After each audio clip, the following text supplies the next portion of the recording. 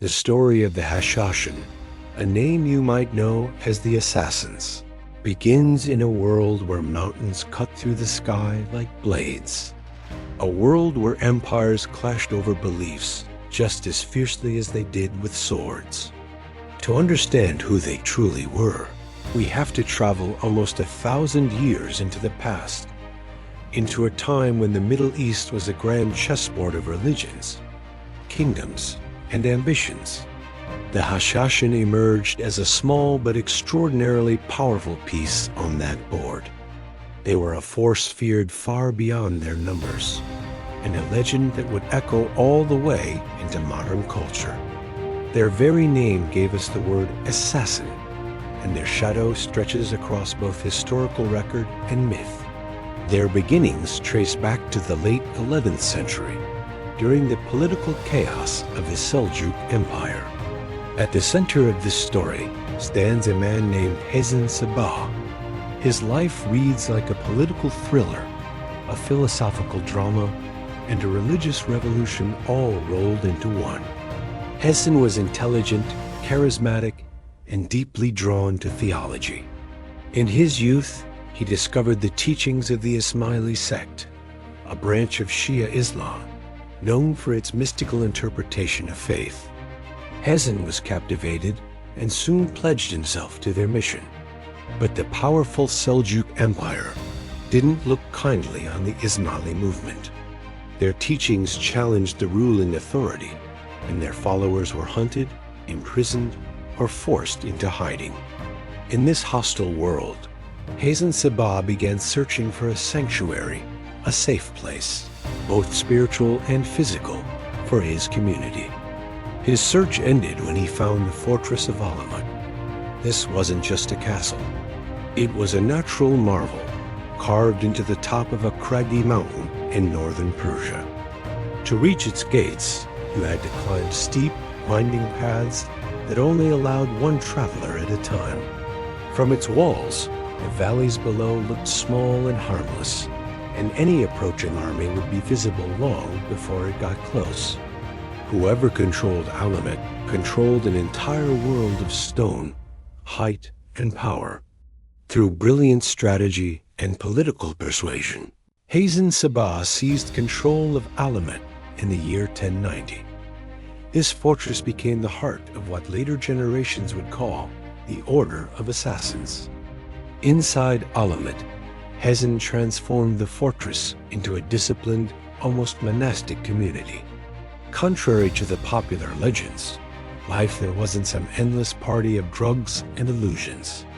Accounts from their enemies painted a picture of wild indulgence, but modern historians recognize this as propaganda, meant to demonize them. In reality, Hasan Sabbah was known for his strict discipline, intellectual rigor, and an almost fanatical focus on loyalty and purpose. He emphasized study, meditation, warfare, and strategy. He rarely left his own chambers, dedicating himself entirely to planning and instructing his followers. They began to call him the Old Man of the Mountain, a title that would later capture the imagination of European crusaders. The Hashashin were not a traditional army. They were few in number, perhaps never more than a few thousand across all their strongholds. But their power came from precision, stealth, and psychological dominance. They targeted powerful political figures, not armies. Instead of fighting battles, they strategically removed key pieces from the board. Their enemies, the Seljuks, the Crusaders, and various regional rulers soon realized that no number of guards was enough, no fortress was safe enough, and no palace was too distant. A Hashashin operative could blend in as a servant, a soldier, a merchant, or a monk. They often struck in crowded public ceremonies to maximize the political shockwave. The moment their dagger found its target, fear would spread faster than any army could ever march. Their method was personal and symbolic. They used daggers, not poison or arrows, which made the act unmistakable. It sent a clear message. We are close enough to strike whenever we choose. Sometimes they would leave a dagger stabbed into a target's pillow while they slept, without harming them. This wasn't a failed attempt, it was a warning. It meant, next time, it will be your throat. This psychological warfare was devastatingly effective. Enemies paid tribute, made uneasy alliances, or avoided conflict with them altogether. The stories that filtered into Europe during the Crusades added another layer of mystery. Crusaders encountered the Hashashin in Syria, where the sect had also established a foothold. Europeans were both fascinated and terrified by tales of devoted young men who supposedly lived in luxurious gardens, only to be told these visions were a glimpse of paradise. The claim was that Hasan Sabbah used drugs, specifically hashish, to manipulate their minds. This became the root of the Western term, assassin, implying they were drugged killers who obeyed blindly. But there's very little historical evidence to support this. It was primarily the creation of writers like Marco Polo, who embellished the stories he heard. The truth is likely far more grounded. Their loyalty came not from intoxication, but from ideology, intense training, and the charismatic authority of Hasan Sabbah himself. Their tactical brilliance is proven by their long list of successful operations. One of their most famous targets was Nizam al-Mulk, the powerful vizier of the Seljuk Empire. His death shifted the balance of power across the entire region. Later, they attempted to assassinate Saladin, the great Muslim general who fought the Crusaders.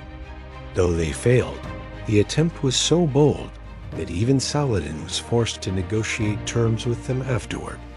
Kings, generals, emirs, priests, no one was beyond their reach. Their very presence reshaped the politics of the Middle East. Life inside Alamut was a mix of intense loyalty and intellectual activity. The Ismailis valued knowledge, and Alamut held one of the largest libraries in the region, filled with scientific, philosophical, and theological texts. The Hashashin were not just killers, they were thinkers, strategists, and seekers of hidden wisdom. Hasan Sabbah ruled Alamut for 34 years, maintaining absolute control. He was so strict that he even executed his own son for violating the code of conduct. This severity created a unity that allowed a small group to stand against empires. When Hasan Sabbah died in 1124, he left behind a structure so strong that it survived for nearly 130 more years. Leadership passed through several hands, and the organization endured. Their Syrian branch, under leaders like Rashid ad-Din Sinan another, Old Man of the Mountain, developed its own identity and continued operations throughout the Crusader period. European kings, including Richard the Lionheart, wrote about interacting with them. The end of the Hashashin came not from internal decay, but from overwhelming force. In the mid-13th century, the Mongols swept across Asia like a storm, crushing everything in their path.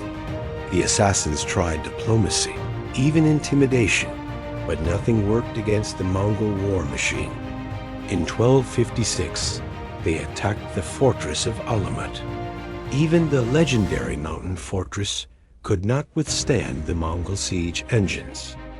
When Alamut fell, the Mongols destroyed its famous library, burned its halls, and executed many of its defenders. Some Hashashin survived, scattered into hidden communities, but they never again operated as an organized political force. Yet despite their destruction, the legacy of the Hashashin grew rather than faded. Their story survived in the writings of travelers, crusaders, and historians. The Western imagination seized the legend and reshaped it. The image of the silent killer with hidden motives became a timeless archetype we see in movies, novels, and video games today.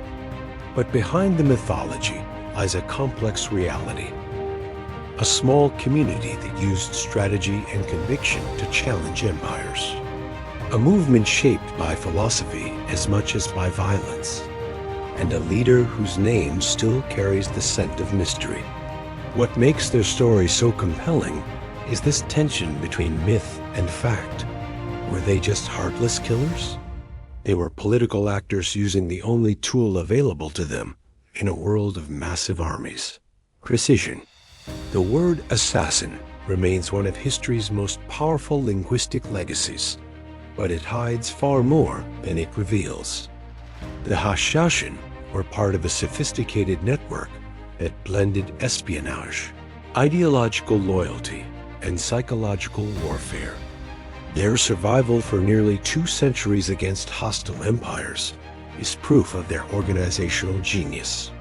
To understand the assassins is to understand a world where ideas were as dangerous as swords, where mountains hid the ambitions of men, and where a single dagger could alter the destiny of an empire.